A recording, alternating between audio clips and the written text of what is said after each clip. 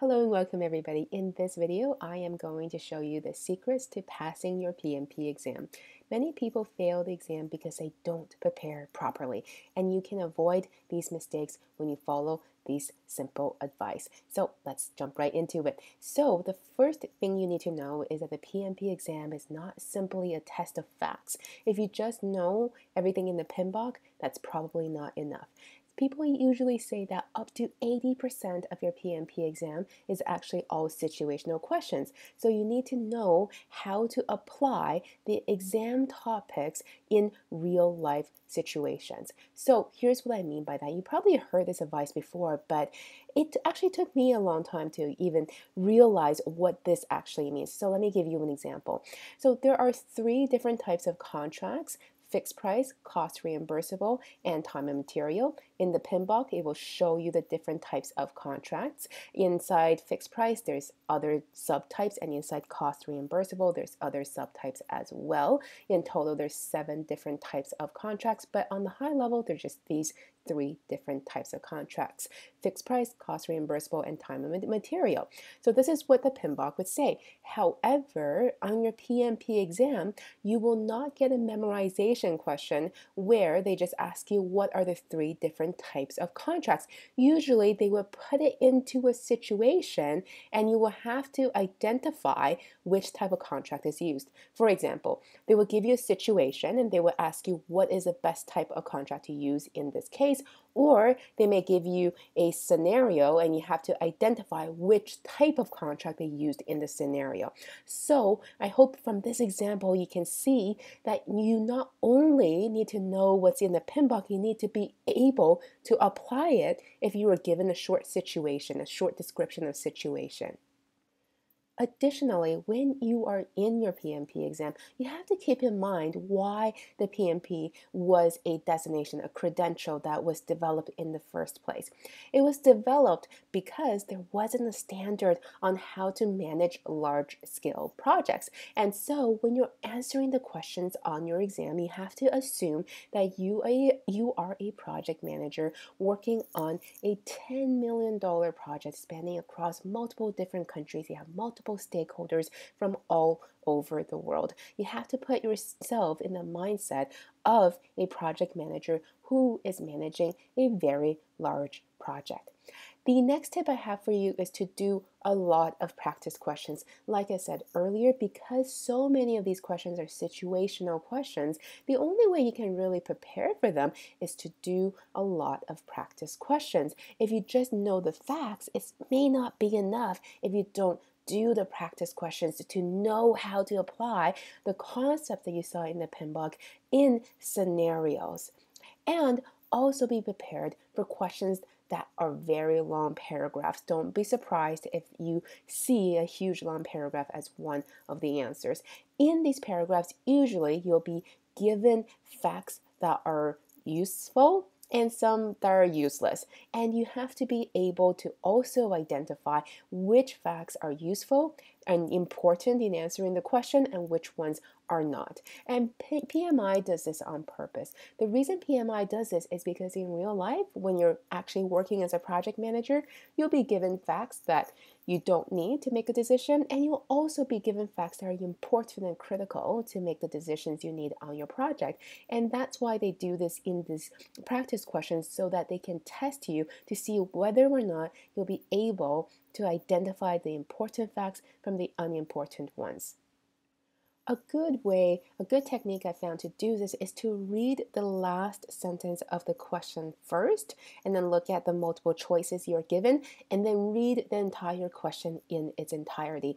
This way, you'll know what is asked at the end, and as you're reading through the question, you'll be able to identify the stuff that it's relevant in the question.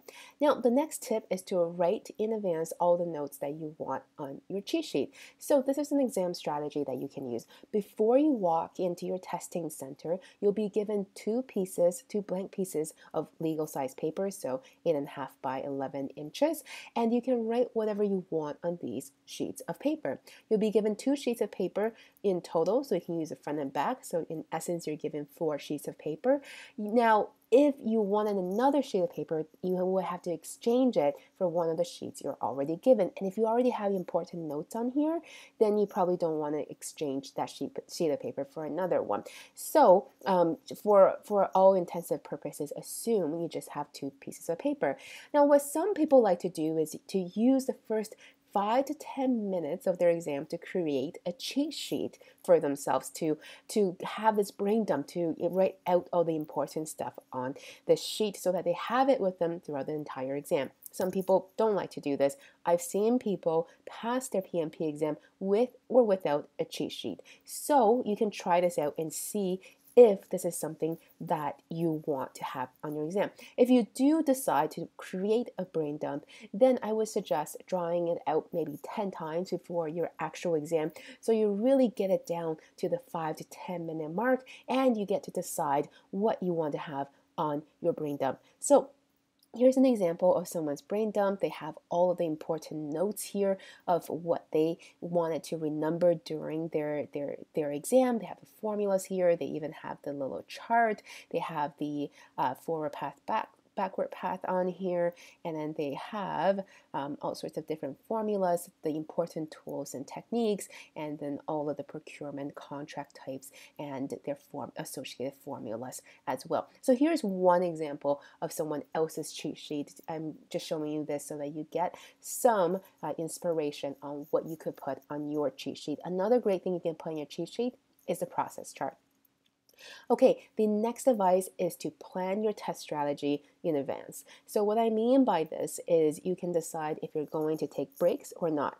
So some people may say they're going to do 50 questions straight, and then they're going to take a 10-minute break, and then they're going to do another 50 questions, and they will take another 10-minute break.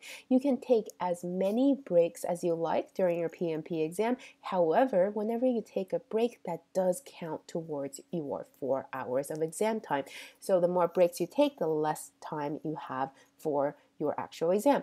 So a great way to test out your test strategy to see what works for you is to do full-length exams before your actual exam date, so you can see how long it's actually going to take you to do 200 questions, and if you can afford to have any breaks in between. So some people like to do it methodically, so doing 50 questions or 100 questions, then taking a break.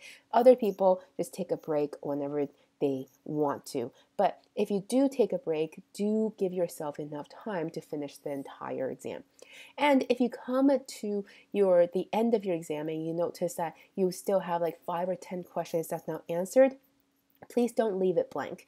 Please make sure that you fill something into those answers, because there's no negative marking on your PMP exam. So even if you put in something, you still have a 25% chance of getting that question right, because all PMP questions are multiple choice and there's always 4 answers given. The next tip is to visit your exam center once before your actual exam. This will help you figure out how long it's going to take you to get to the exam center, what the traffic looks like, get familiar with the environment that you will be in. So it's a good idea to just visit the center once before your actual exam, and of course arrive early. You don't want to get stuck in traffic or something like that, because that will count towards your actual exam time.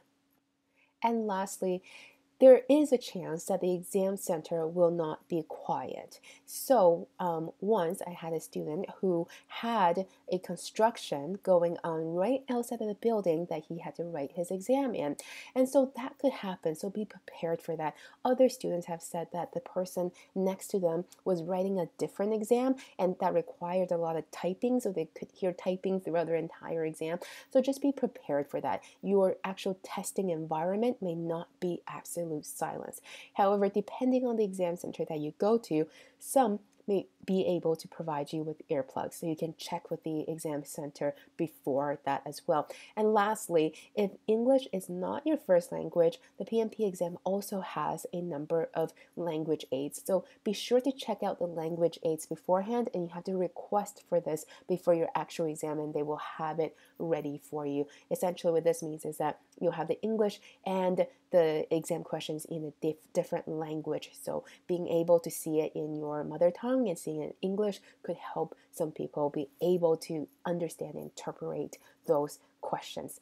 Okay, so those are I think that was about 10 tips for passing your PMP on the first try. If you want more tips just like this, be sure to check out our free training where I will show you exactly how you can pass your PMP in the next 6 weeks. The URL to sign up is examspm.com-free, and there will also be a link in the description below as well. So be sure to join us for this free training, and I can't wait to see you there. I hope you found this video helpful. Thank you so much. Be sure to like and subscribe, and I can't wait to see you again very soon.